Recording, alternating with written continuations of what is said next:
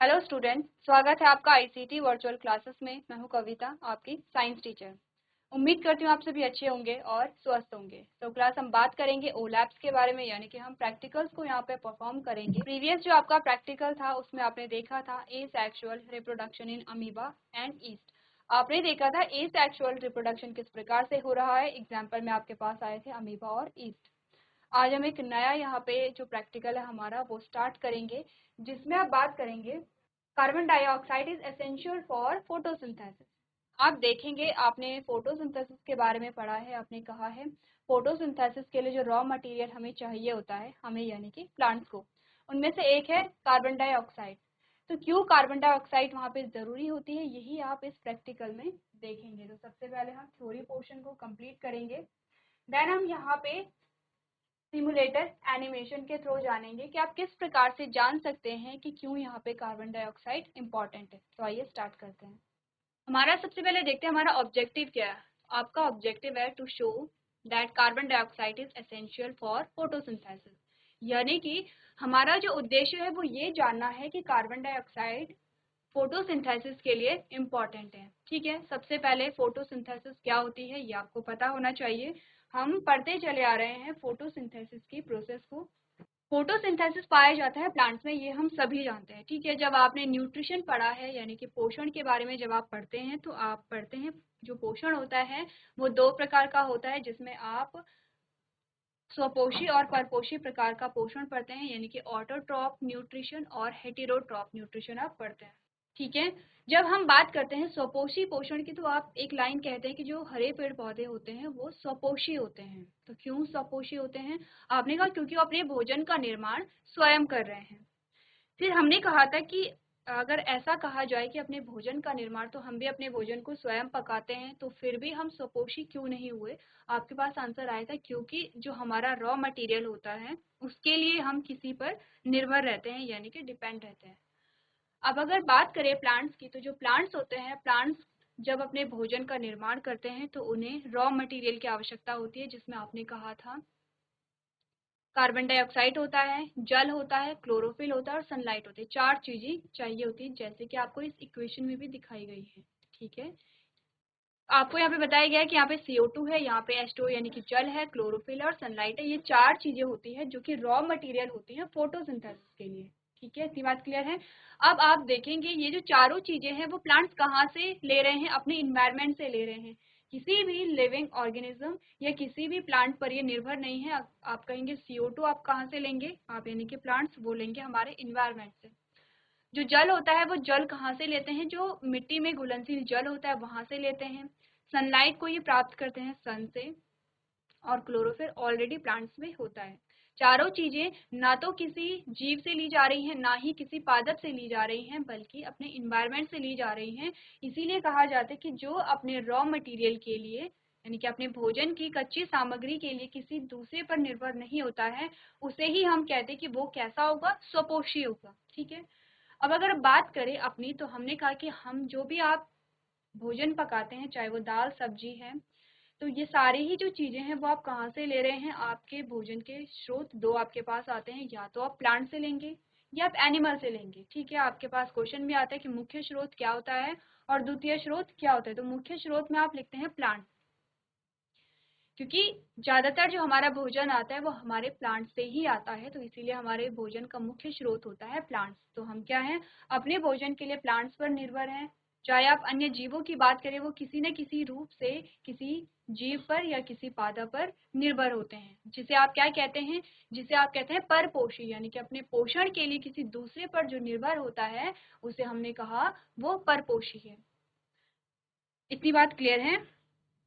चलिए, अब हमने कहा, जब आपने स्वपोषी और परपोषी की बात की, तो स्वपोषी में भी हमने कहा दो प्रकार के स्वपोषी होते हैं, फोटोसिंथेटिक और कीमोसिंथेटिक। फोटोसिंथेटिक का मतलब आप अच्छे से समझ रहे हैं, जो फोटो यानी कि जो प्रकाश की उपस्थिति में अपने भोजन का निर्माण करेंगे उन्हें हम फोटोसिंथेटिक कहेंगे। ठीक है, जैसे कि आप अभी एग्जाम्पल देख रहे हैं फोटोसिंथेसिस का, तो फोटोसिंथेसिस क्या है? इसका एग्जाम्पल है। नेक्स्ट हमने कहा कीमोसिंथेटिक। तो कीमोसिंथेटिक क्या होता है? जो केमिकल की प्रेजेंस में अपने भोजन का निर्माण करेंगे उसे हम कीमोसिंथेटिक कहेंगे। ये हो गए आपके पास दो प्रकार स्वपोषी पोषण के। अब बात करते हैं परपोषी पोषण की। हमने कहा जो परपोषी पोषण होता है वो भी अलग अलग प्रकार का होता है। आपने कहा कुछ मृतोपजीवी होते हैं, यानी कि अपने भोजन के लिए किसी मृत पर आश्रित होते हैं। आपने कहा परजीवी होते हैं जो कि किसी जीवित पर अपने भोजन के लिए आश्रित होते हैं। अब जो परजीवी होते हैं जिसे आप पैरासाइट कहते हैं, वो भी हमने दो प्रकार की बात की थी। आपने कहा एंडो और एक्सो पैरासाइट होते हैं। ये सारी चीजें हम बहुत बार डिस्कस कर चुके हैं, ठीक है। अब क्वेश्चन ये आता है कि यहाँ पे जो रॉ मटेरियल है फोटोसिंथेसिस के लिए, वो रॉ मटेरियल हमारे पास चार हैं, वो आप जानते हैं, ठीक है। इससे क्या होगा, ग्लूकोज का फॉर्मेशन होता है जो कि आपको यहाँ पे प्रोडक्ट में दिखाया गया है। इसी के साथ ऑक्सीजन और जल का निर्माण होता है। अब आपको ये देखना है कि ये सारी चीजें कर क्या रही हैं। CO2 क्यों यहाँ पे चाहिए होता है, H2O का क्या फंक्शन होगा, क्लोरोफिल क्या कर रहा होगा, या सनलाइट क्या यहाँ पे कर रही होगी, ठीक है।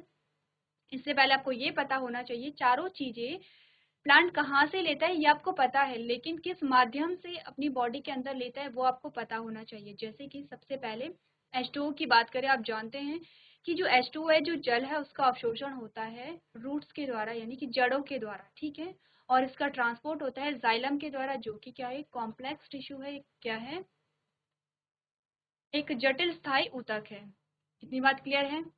उसके बाद हमने कहा CO2, जो CO2 है, कार्बन डाइऑक्साइड है, वो प्लांट में कैसे जाती है, तो आपने पढ़ा था प्लांट के जो लीफ होती है, लीफ के सरफेस पे छोटे छोटे छिद्र पाए जाते हैं जिसे आप कहते हैं स्टोमेटा, ठीक है।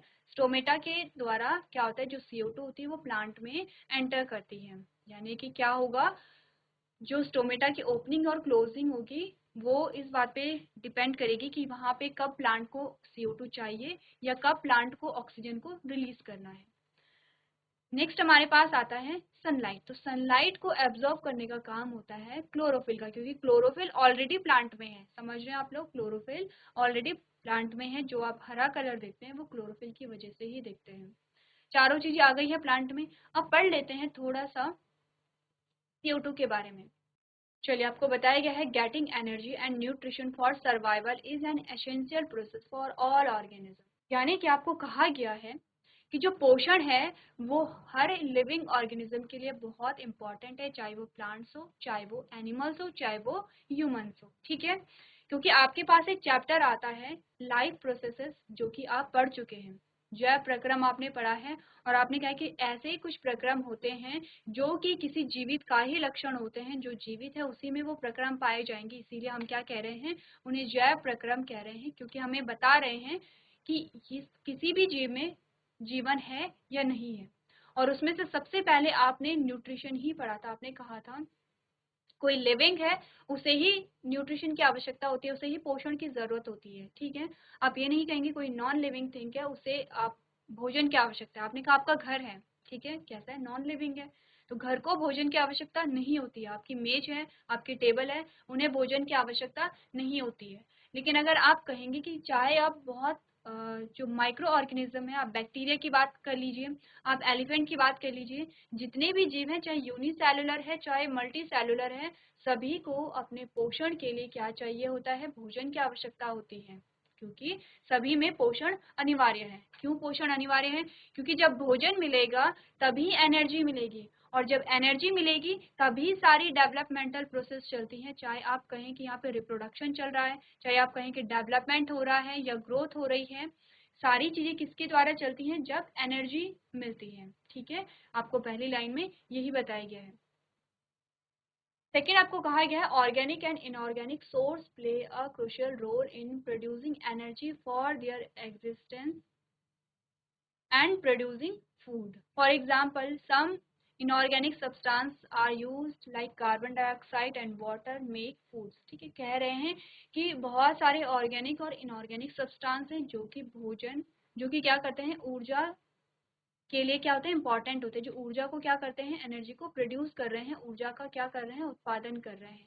अब कह रहे हैं कि जो इनऑर्गेनिक सब्सटेंस है जैसे कि कार्बन डाइऑक्साइड और वाटर, ये भी क्या करते हैं, एनर्जी को प्रोड्यूस करने में हेल्प करते हैं। Some autotrophic organism including green plants and bacteria. ठीक है, देखिए आपको कहा क्या जा रहा है, ऑटोट्रॉफिक ऑर्गेनिज्म में दोनों आ गए हैं, ग्रीन प्लांट्स भी आ गए हैं और बैक्टीरिया भी आ गए हैं। डिफरेंस कितना है, आपको ये देखना है कि ऑटोट्रॉफिक तो है, स्वपोषी तो है, लेकिन किस प्रकार के स्वपोषी हैं, फोटोसिंथेटिक है या कीमोसिंथेटिक है, इस बात पे आप क्या करेंगे, कंफ्यूज नहीं करेंगे।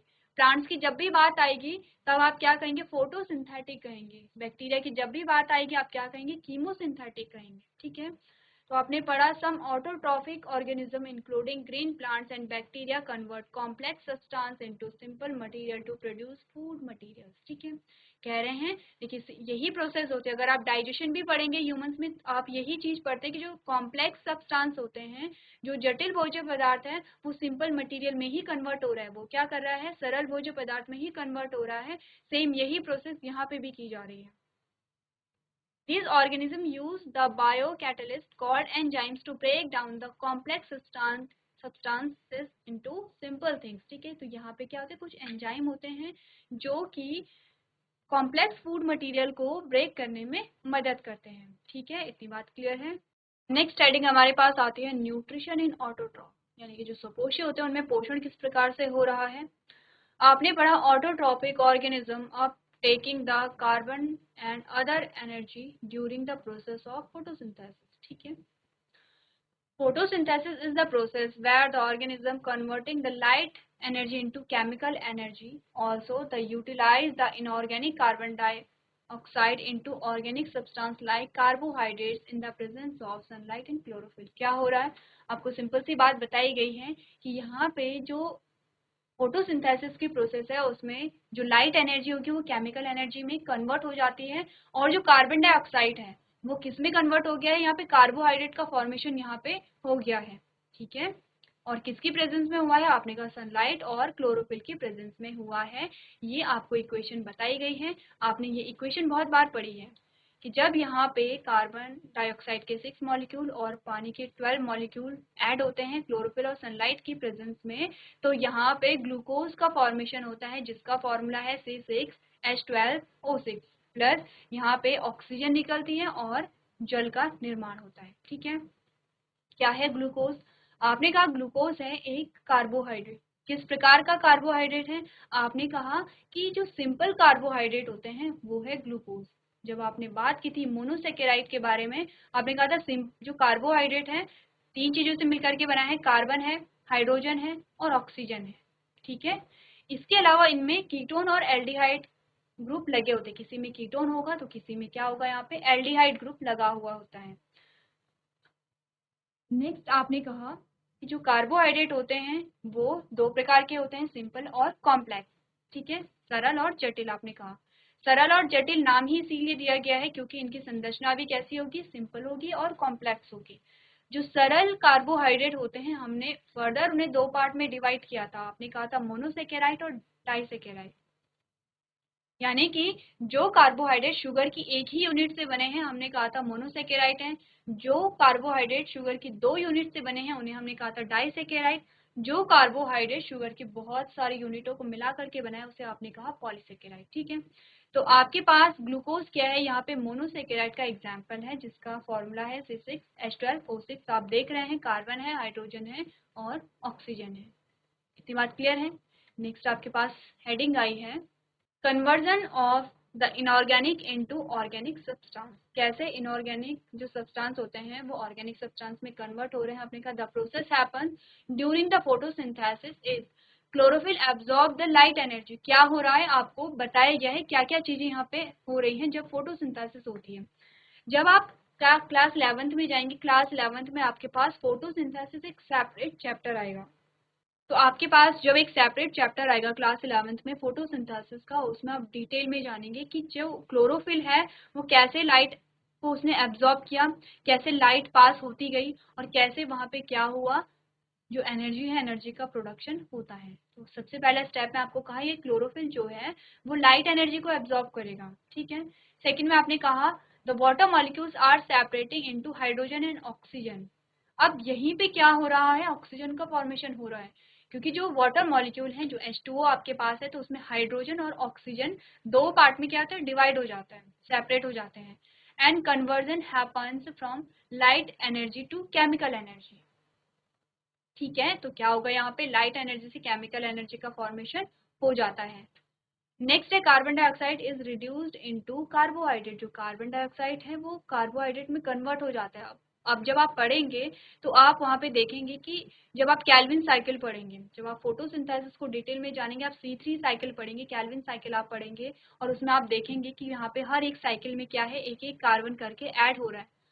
आपने अभी ग्लूकोज में क्या देखा, 6 कार्बन आपके पास आते हैं, तो ये जो ग्लूकोज बना है ये एक साइकिल में नहीं बनता है, ये 6 साइकिल में बनता है, क्योंकि एक साइकिल में एक कार्बन ऐड होता चला जाता है और जब 6 साइकिल पूरी हो जाती है तब आपके पास पूरा ग्लूकोज बन के आता है। अभी बहुत ज़्यादा डिटेल में हम नहीं जाएंगे क्योंकि ये सारी चीज़ें आप हायर क्लासेस में और अच्छे से समझेंगे। नेक्स्ट आपको बताया गया है the carbon dioxide used as a carbon source है the converted carbohydrate are stored in the form of starch. अब कहा जा रहा है कि यहाँ पे जो कार्बोहाइड्रेट बना है वो स्टार्च की फॉर्म में क्या हो जाता है, स्टोर हो जाता है। It is the internal energy source that is used when it is required by the plant. Carbohydrate are providing the energy to the plant. ठीक है, इस प्रकार से फोटोसिंथेसिस की प्रोसेस यहाँ पे पूरी होती है। ये आपके पास एक इमेज आई है जिसमें आपको बहुत अच्छे से एक्सप्लेन किया गया है। सबसे पहले आपको वाटर के बारे में कहा गया, ये एक प्लांट है, ठीक है। वाटर के बारे में आपको क्या कहा गया, water is absorb through the roots and carried through the stem to the rest of the plant. यानी कि पानी को जड़ के द्वारा अवशोषित किया गया है और तने के द्वारा हर एक प्लांट के हर एक पार्ट में पहुंचा दिया गया है।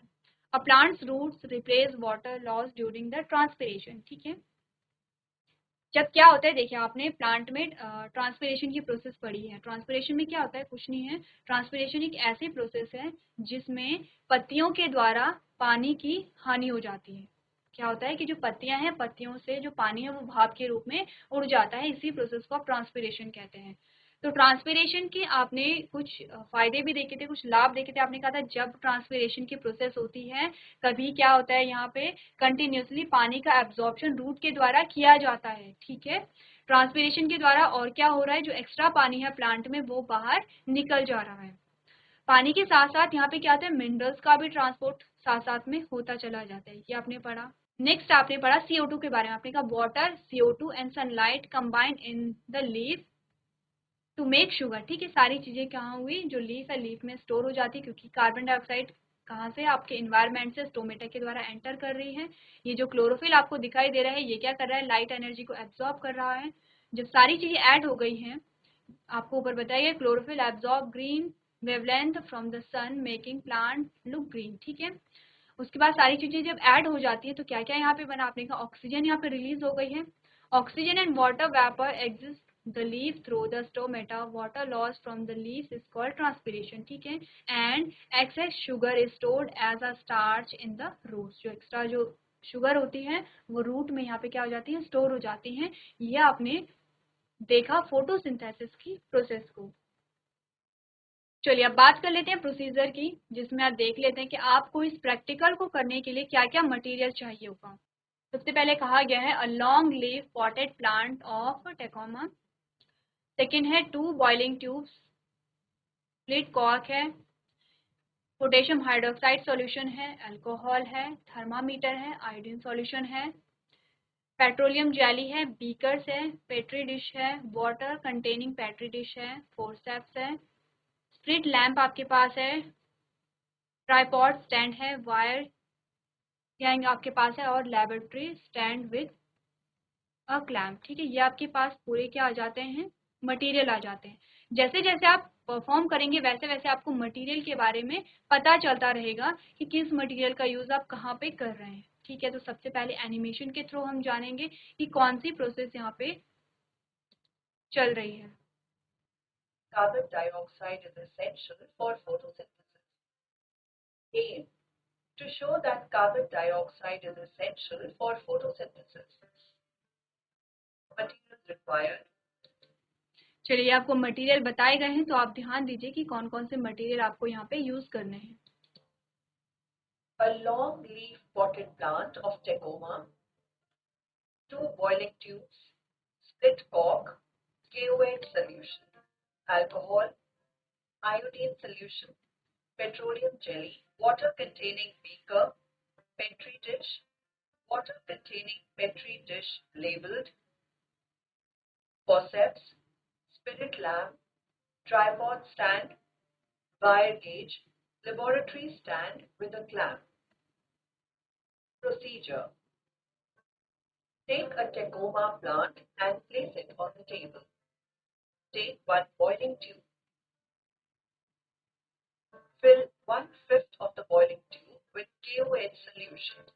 चलिए, सबसे पहले आपने टेस्ट ट्यूब में क्या लिया? KOH सॉल्यूशन को ले लिया है, ठीक है। Take the laboratory stand and place it near the plant.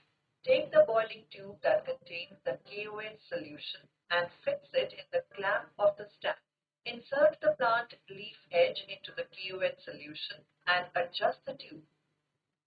चलिए, जैसे कि आपको एनिमेशन में दिख रहा है कि आपने क्या किया, एक स्टैंड को रखा, स्टैंड में आपने टेस्ट ट्यूब को फिक्स किया जिसमें आपने KOH सॉल्यूशन को डाला था। अब आपने उसे सनलाइट के सामने रखा है और उसके अंदर आपने एक लीफ को डिप कर लिया है जो कि अभी भी प्लांट पर लगी हुई है। Take a split fork and cover the boiling tube along with the leaf tightly. चलिए, अब आपने क्या किया, वो जो आपकी टेस्ट ट्यूब थी उसे आपने टाइटली पैक कर लिया है। Take the petroleum jelly and apply it over the mouth of the boiling tube as well as in the split fork. Keep the setup in bright sunlight for about 1.5 hours. Take the beaker containing 150 ml of water and place it on top of the tripod stand. Lit the spirit lamp to bring the water to boil. Now, detach the leaf placed inside the boiling tube from the plant and put it into the beaker. चलिए, अब आपने क्या किया, आपने पानी को लिया, boil किया और जिस लीफ को आपने KOH सॉल्यूशन में डाला था टेस्ट ट्यूब में उसे आपने वहां से रिमूव करके इस बॉइलिंग वाटर में ऐड कर दिया। Boil the leaf for some time. Meanwhile, take another boiling tube and pour the alcohol into the boiling tube. Now turn off the spirit lamp and use the forceps to take the leaf and dip into the alcohol. चलिए, अब आपने दूसरी test tube को लिया जिसमें आपने alcohol को लिया और उस टेस्ट ट्यूब में आपने उस लीफ को डाल दिया है जिसे अभी अभी आपने क्या किया था, बॉईल किया था। Place the boiling tube into the beaker containing boiled water. Note that the water heat ranges between 60 to 75 degrees Celsius. चलिए, अब आपने क्या किया, आपने बॉइलिंग वाटर में फिर से वो टेस्ट ट्यूब डाल दी है जिसमें क्या है, अल्कोहल है और उसमें क्या है, बॉइलिंग जो आपने बॉईल की थी जो लीफ वो भी उसमें है। तो उसमें आपको बताया गया है टेम्परेचर 60 टू 75 डिग्री सेल्सियस यहाँ पे पानी का टेम्परेचर है। Keep the boiling tube in the beaker till the leaf becomes colorless. Take one petri plate and add the iodine solution to it. Using the forceps, take out the leaf. अब आप leaf को तब तक इसी test tube में रखेंगे जब तक लीफ कैसी हो जाती है, कलरलेस नहीं हो जाती। जैसे कि आपको दिख रहा है कि अब लीफ ग्रीन नहीं दिख रही है, आपको कलरलेस दिख रही है। From the alcohol and wash the leaf in water. Dip the leaf into the iodine solution and अब आपने क्या किया, आपने जो लीफ थी उसे वाटर में पहले वॉश किया, उसके बाद आपने यहाँ पे आयोडीन सॉल्यूशन में लीफ को डाला और अब आप ऑब्जर्व करेंगे आपका रिजल्ट क्या आया। observe the changes. Observation. After dipping the leaf into the iodine solution for some time, the blue color appears on the top and the edge of the leaf structure remains colorless. The blue color indicates the presence of starch. आपने क्या देखा, यहाँ पे leaf में जो blue colour आया वो सिर्फ हाफ पोर्शन में ही आया, ठीक है, हाफ पोर्शन में नहीं आया। जैसे कि आप जानते थे कि ये वाला पोर्शन कहाँ पे था, जो आपने टेस्ट ट्यूब ली थी जिसमें आपने KOH सॉल्यूशन डाला था उसमें ये वाला पोर्शन था। Produced during photosynthesis, and the colorless part represents the absence of carbon dioxide. Conclusion. This experiment demonstrated during photosynthesis, starch is produced in the plant leaf due to the presence of carbon dioxide, which can be indicated by using an iodine solution. चलिए, अब आपके पास observation यही आया है क्योंकि आपने carbohydrate का जब भी टेस्ट किया आपने कहा कि आयोडीन सॉल्यूशन का हम यूज़ करते हैं। अगर कार्बोहाइड्रेट प्रेजेंट है तो आपके पास ब्लू ब्लैक कलर आएगा, अगर कार्बोहाइड्रेट प्रेजेंट नहीं है तो आपके पास ब्लू ब्लैक कलर नहीं आएगा। जैसे कि आपने लीफ को देखा, ठीक है। लीफ के आधे पोर्शन में आपको क्या दिखा, आधे पोर्शन में आपको ग्रीन कलर दिखा और आधे में आपको ब्लू कलर दिखा, क्योंकि ये वाला जो पोर्शन था ये बाहर था टेस्ट ट्यूब से। अगर ये वाला पोर्शन बाहर था तो इसे कंटिन्यूसली क्या मिल रही थी, कार्बन डाइऑक्साइड मिल रही थी, और इसीलिए यहाँ पे क्या हुआ, फोटोसिंथेसिस भी हुई और यहाँ पे ग्लूकोज का फॉर्मेशन भी हुआ, इसीलिए आपको ब्लू कलर यहाँ पे दिखाई दिया। जो पोर्शन आपने टेस्ट ट्यूब में डाला था वो कैसा था, एकदम पैक था, ठीक है, क्योंकि वहाँ पे गैसेस एक्सचेंज नहीं हुआ और वहाँ पे कार्बन डाइऑक्साइड नहीं पहुंची, इसीलिए यहाँ पे फोटोसिंथेसिस की प्रोसेस नहीं हुई। तो ये इंडिकेट करता है कि फोटोसिंथेसिस के लिए कार्बन डाइऑक्साइड यहाँ पे क्या है, इम्पॉर्टेंट है। चलिए, सो क्लास आज आपने जाना यहाँ पे कि जो कार्बन डाइऑक्साइड है वो किस प्रकार से फोटोसिंथेसिस के लिए इम्पॉर्टेंट है। आई होप आपको ये प्रैक्टिकल समझ में आया होगा और आप इस प्रैक्टिकल को अपने लैब में भी परफॉर्म कर पाएंगे। तो आज के सेशन में हम इतना ही करेंगे। अभी तक क्लास में बने रहने के लिए आपका धन्यवाद।